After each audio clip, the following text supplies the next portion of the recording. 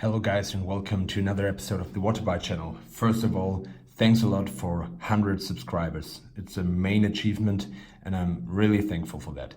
Today it's going to be about this one. Well, you saw the first episode, the first part of the Didun Design Royal One Automatic.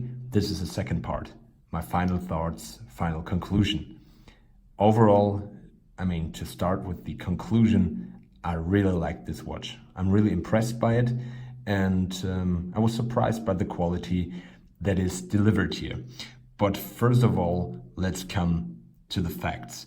The watch is made out of 316L steel.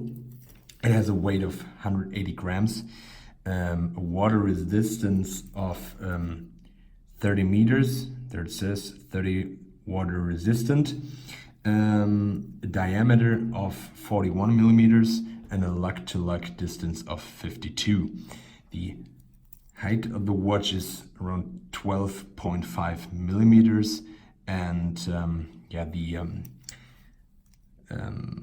not sure whether it's sapphire crystal. It said Didun Design actually says or claims that it is made out of sapphire crystal, but I'm not sure of that. I don't know, just like the sound to it makes it sound to me a little bit more like Hardlex, something, close to sapphire crystal, but not the same. I'm not sure of that. I don't have the appropriate instruments to test that, but I saw other videos on YouTube where they found out that it is not sapphire crystal.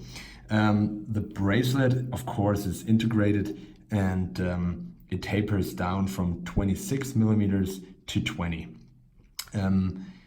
The overall quality and feel of this watch is really nice. You can pick these up for around $100 on the internet. It depends on the seller, and you really get, what do you actually get? You get a copy of the famous Audemars Piguet Royal Oak.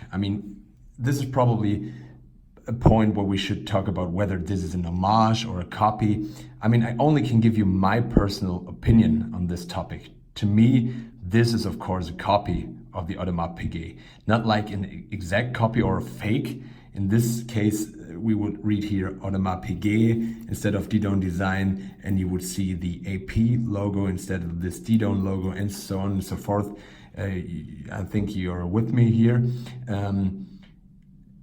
It's not a fake, but it's a copy. And I say it's a copy because it copies basically all elements of it. There's nothing new or unique to it, perhaps except for the see-through case back, which I think the regular Royal Oak doesn't have.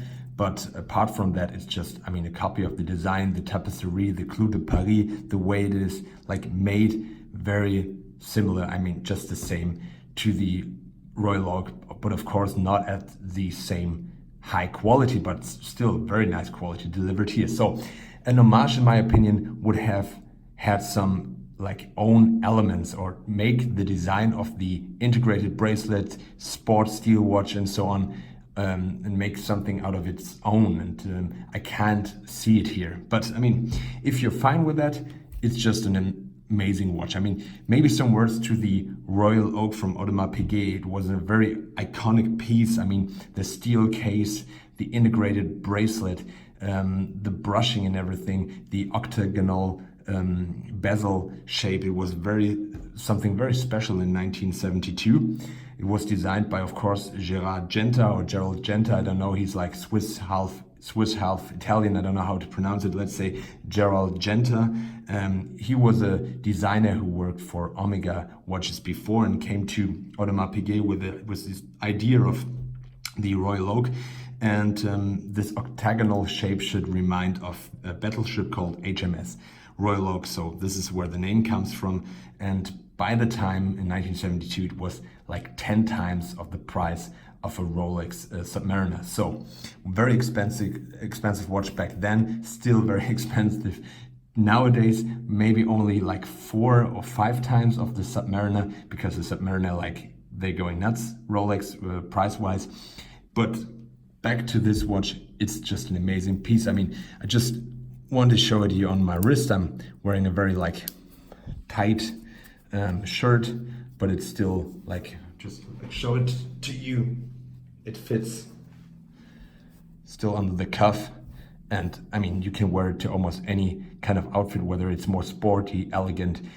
You can go always with this watch. So for the price, and if you can live with the fact that it's a copy of another famous design, I can really recommend this watch.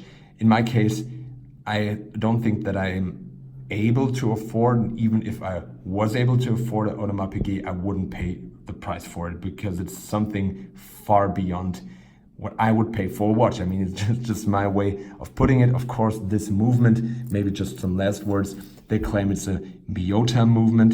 Miyota, in my opinion, belongs to, as far as I know, to Citizen. I think they're having something similar, like a Miyota movement with D. So I'm not sure about the movement.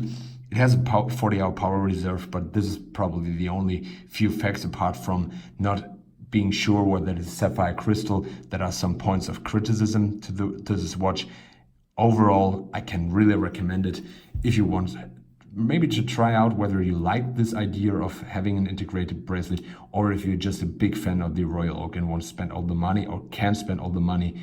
You won't go wrong with that. I really like this watch and I won't sell it. So thank you for watching this video. I will come with other parts regarding the Parnis and the Royal One Offshore at a later point. At that time, I just want to thank you for the 100 subscribers, for all your comments and the support. It's really great fun making these videos. And yeah, I hope you like it.